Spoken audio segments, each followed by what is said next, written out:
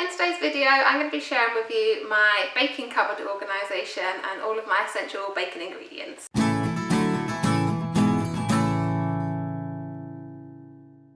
So if you're new to my channel, hi, my name's Kelly and I share videos about home and family life, DIY hacks, updates with my baby Penny and our travels in our family camper van. If you enjoy this video, I'd love it if you would subscribe or hit the big thumbs up button, and let's get cracking. So my first step is to get everything out of my cupboard that I've built up over the last year and organise it into my tins, my baking pans, all my dry ingredients and things like chocolate and icing and things like that.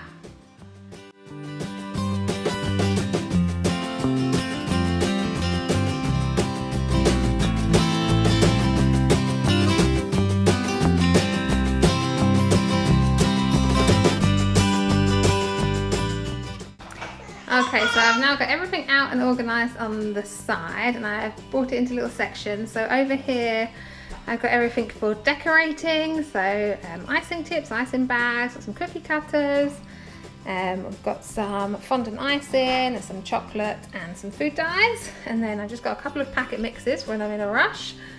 And then over here I've got all the extras like raisins, oats, dates, coconut, different types of nuts and things like that. Here I've got my stuff that's already potted up and nice and easy to add to your baking, so bicarbonate of soda, some yeast, some cocoa powder, some gelatin, things like that. And then I've got all my sugar, so icing sugar, casting sugar, some brown sugar there, and then all my flours as well. Then just here I've got all of my baking tins. I also have trays that I use for sort of daily use, but these are the ones specifically for baking. And then here I've got all my storage solutions as well. So I've got a few Kilner jars, a few of these baskets, which you can pick up in sort of the Poundland or Home Bargains, Dunelm, places like that. I think these ones were from Home Bargains. And then I've got these plastic airtight storage containers. So I picked these up yesterday in Aldi, and I've got 3 packs of those, and they come in different sizes, as you can see here. And then finally I've got this, which I picked up from B&Q, which is like a little toolbox that's got compartments in, like this. But I thought that would be good for all of my sort of cake decorating things, my icing tips, icing pens and things like that. So I've given my cupboard a good scrub, and my next tip is to organise all your storage containers into the cupboard before you sort of allocate this container to flour, this container to sugar and things like that. Because then you can really get the layout of your cupboard perfect and make sure your flours are together or your sugars are together, and then you'll be able to find everything really easily.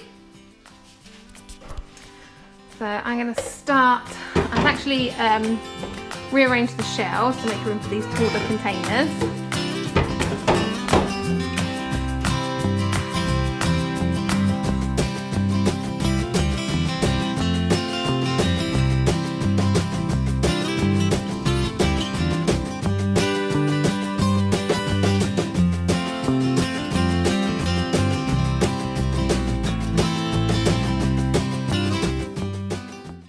So the next step, once I've organised the cupboard, is to allocate all the different ingredients to each of the storage containers. And this is a really good time to also make a shopping list, because you can see which ingredients you're missing or which you need to top up on and things like that. Here I've allocated the tall storage containers to the different types of flour I have, and then some of the smaller ones to the different types of sugar as well. And then I might dispense my cocoa powder into this one if I can't think of another use for it.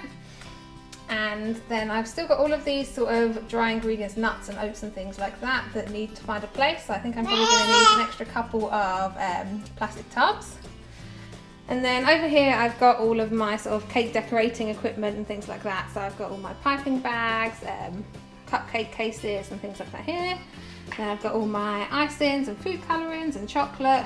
And then I've used this tub here to put in all of my smaller bits that need their own sort of individual home. So we've got like piping tips, we've got some food colouring pens, some shape cutters and things like that in there.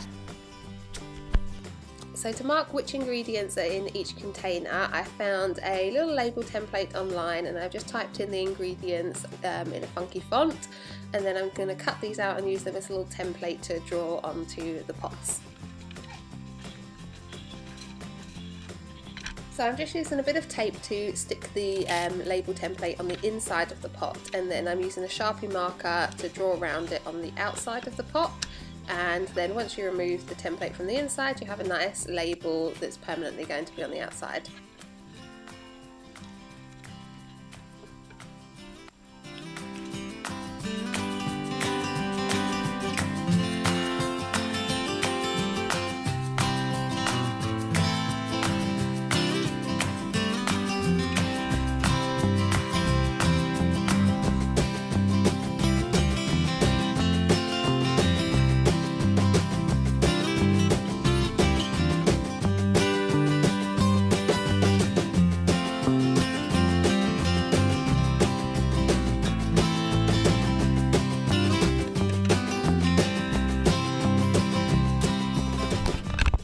So the cupboard is clear, the pots are all labelled and everything's been allocated a pot, so now I just need to start filling up the pots and writing my shopping list of things that I'm missing.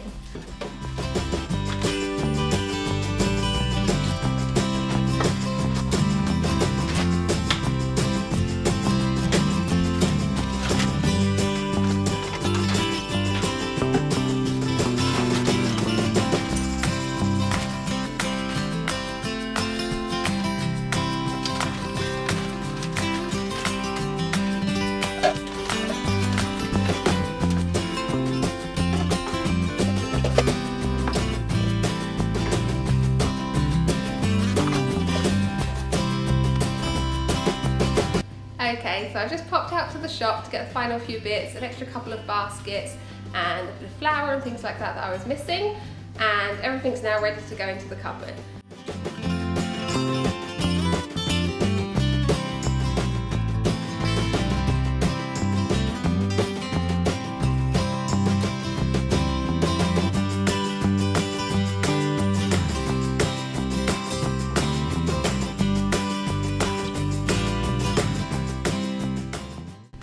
So here's the finished cupboard. I've got everything nicely organised in there and all my ingredients are nicely grouped together, so it'll be easy to find everything when I start baking. So that's it for me on this one. If you enjoyed this video, give it a big thumbs up, and if you want to see more organisation videos, let me know, because I do love a bit of organisation through the autumn. And if you want to see some baking videos, say subscribe, because I'm going to do a great Christmas series of all my Christmas bakes as well. See you on the next one. Bye!